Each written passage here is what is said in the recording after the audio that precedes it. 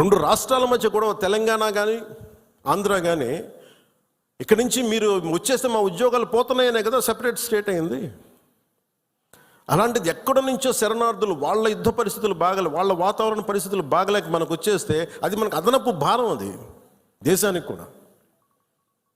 అంతేగాని దీంట్లో మన దీంట్లో వివక్ష ఏమి ఉండదు. It's a practicality. Why this country can't afford too much of migration.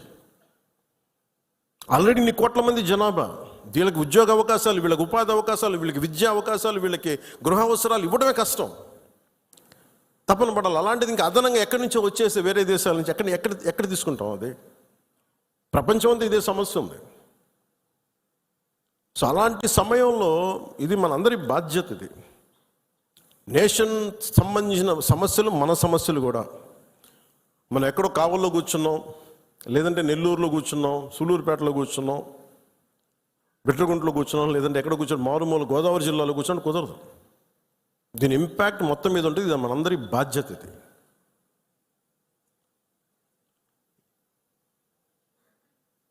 ఈ రోజున మనకి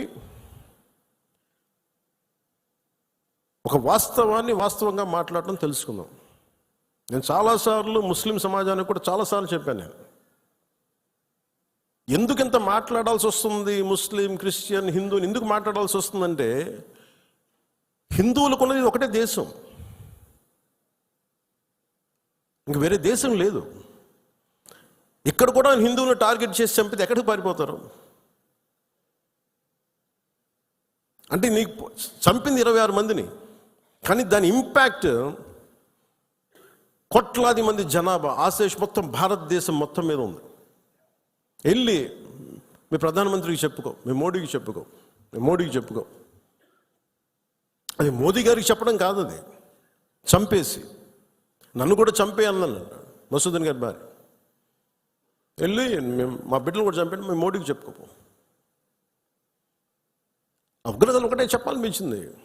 మోదీని అంటలేదు, ఇక్కడ మా అందరిని అంటున్నాం.